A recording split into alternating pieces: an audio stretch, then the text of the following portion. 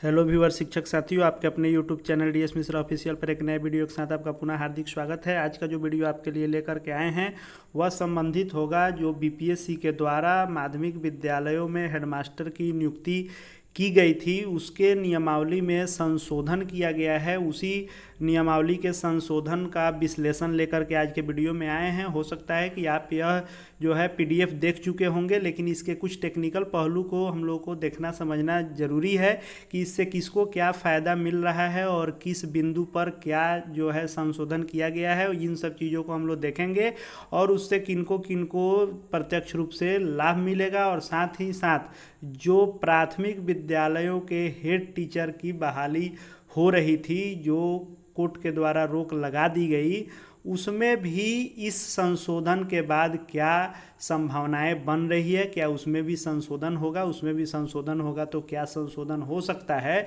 उसको भी हम लोग आज के वीडियो में उस पर विशेष चर्चा करने वाले हैं। तो वीडियो में अंत तक बने रहिएगा, क्योंकि वीडियो बहुत ही महत्वपूर्ण है और इसके एक एक बिंदु को समझना हम लोग के लिए ज़रूरी है। तो जैसा कि हम सभी लोग जान रहे हैं कि बिहार राज्य उच्च माध्यमिक विद्यालय की जो बहाली हुई थी हेडमास्टर के लिए, जो हर पंचायत में +2 विद्यालय को जो है बनाया गया था, उसमें बीपीएससी के द्वारा जो बहाली ली गई, तो उसमें टोटल जो 6421 पद पर बीपीएससी के द्वारा बहाली ली गई, जिसमें मात्र 421 शिक्षक ही उत्तीर्ण हो पाए और उसमें से 369 ही डॉक्यूमेंट वेरिफिकेशन के बाद योग्य पाए गए और उनकी ज्वाइनिंग हुई। तो इसमें 6000 से भी +6 रिक्ति बची हुई थी। लेकिन इसमें क्या हुआ, इतना कम जो है रिजल्ट आने का 2 मुख्य रूप से कारण हुआ। एक तो कारण हुआ कि इसमें अधिकांशतः जो 2014 के इधर जो बहाल हुए, 14 के बाद जो ये स्टेट वाले बहाल हुए, तो 2013-14 से लेकर और उसके आगे जो भी बहाल हुए, अनुभव के बाध्यता के कारण वे इसमें शामिल ही नहीं हुए। तो फॉर्म भरने वाले की संख्या मात्र 15,000 हुई, और 15,000 में भी क्वेश्चन का स्टैंडर्ड चूँकि काफ़ी टफ था और निगेटिव भी था, इसलिए इतना कम रिजल्ट हुआ और सभी रिक्तियाँ खाली रह गई। लेकिन जो योग्य लोग थे, जो परीक्षा में बैठते तो अधिक सीटों पर बहाली हो पाती, उनको बैठने का मौका ही नहीं सरकार दी। उसको लेकर सरकार ने यह जो है मंथन किया और इसमें जो संशोधन किया उस पर हम लोग देखते हैं आगे। तो संशोधन के बाद वह नियमावली जो है 2023 के नाम से पुनः जानी जाएगी। तो इसमें संशोधन क्या किया गया है वो देखिए, 2 बिंदु पर मुख्यतः संशोधन किया गया है। एक है कि प्रधानाध्यापक उच्च माध्यमिक विद्यालय के पद पर नियुक्ति हेतु अनिवार्य अर्हता से संबंधित नियम 6 के 5 के उप नियम क एवं ग को निम्न रूपेण जो है उसके बदले में यह उसके जगह पर स्थापित किया गया है। तो क्या था 6 का 5 का उप नियम क एवं ग, उसको हम लोग पहले जान लेते हैं। तो चूंकि आप देखिएगा यहाँ क का बदलाव है, ग का बदलाव है, ख और घ का नहीं है, तो ख और घ में भी क्या था उसको भी हम लोग जान लेंगे। तो जो पहले रखा गया था वह क में रखा गया था कि राज्य सरकार के विद्यालय के पंचायती राज संस्था एवं नगर निकाय संस्था अंतर्गत माध्यमिक शिक्षक के पद पर जो लोग कार्यरत थे, उनको पहले रखा गया था 10 वर्ष का अर्हता रखा गया था कि 10 वर्ष की लगातार सेवा होगी, वहीं लोग फॉर्म भरेंगे। अब इस 10 वर्ष को घटा करके 8 वर्ष कर दिया गया है कि यदि आप माध्यमिक 9 से 10 के शिक्षक के रूप में 8 वर्ष की लगातार सेवा यदि आप किए हैं, तो आप इसके बाद जो हेडमास्टर की बहाली होगी 6000+ अभी रिक्ति है, उसमें आप फॉर्म भरने के लिए योग्य हो गए। और ग में जो कहा गया है कि उच्च माध्यमिक शिक्षक के पद पर पहले यह रखा गया था 8 वर्ष, अब इस 8 वर्ष को हटाकर 4 वर्ष कर दिया गया है।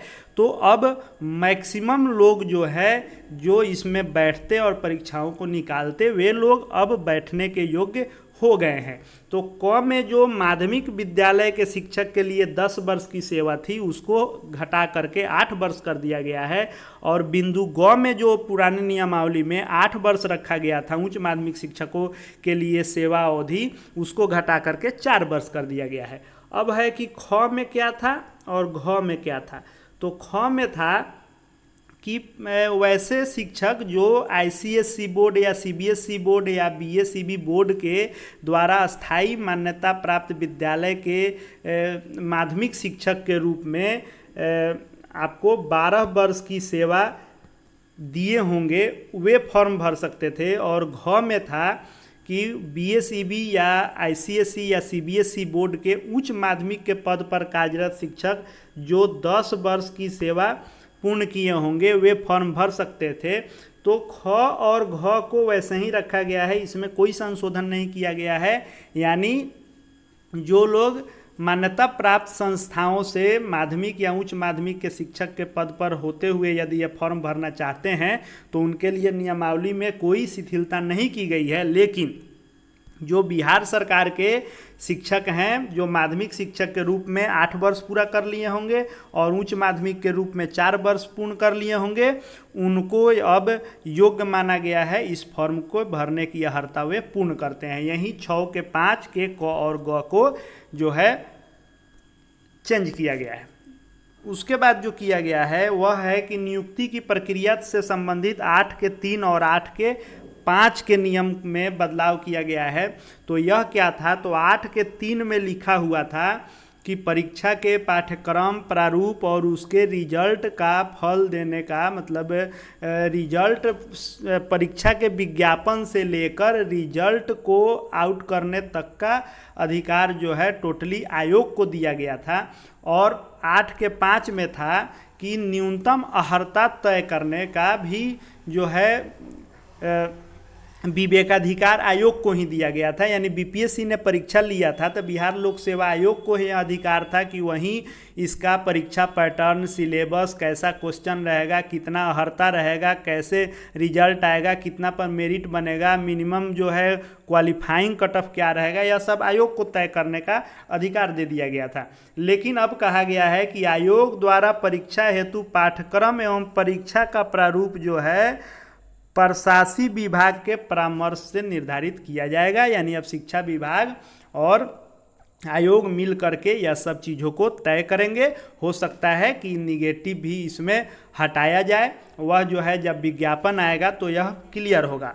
अब इसके बाद हम लोग जो मेन एक चीज़ है जिस पर मैंने पहले कहा कि इस पर हम लोग विशेष चर्चा करेंगे कि जो 1 से 5 के प्राथमिक विद्यालयों में आपको हेड टीचर की बहाली हो रही थी, तो प्रधान शिक्षक जिसको नाम दिया गया, तो प्रधान शिक्षक के बहाली में रखा गया कि जो स्नातक ग्रेड शिक्षक थे उनको तो सिर्फ सेवा संपुष्ट पर ही फॉर्म भरने का मौका दिया गया, लेकिन जो 1 to 5 के बेसिक के शिक्षक थे उनसे 8 वर्ष का अनुभव मांगा गया। इससे 1 से 5 के जो भी टीईटी शिक्षक थे वे फॉर्म भरने से वंचित रह गए। इस पर टीईटी वालों ने जो टीईटी के जो उर्दू टीईटी वालों ने कोर्ट में केस किया और उसमें उनकी जीत हुई, जिसके आधार पर एडमिट कार्ड आने के बाद भी इस परीक्षा को स्थगित कर दिया गया। तो उसमें क्या संभावनाएं बन रही है, तो देखिए कहीं ना कहीं शिक्षा विभाग को लगा है कि हमको कैंडिडेट कम मिल रहे हैं योग्यता के चलते।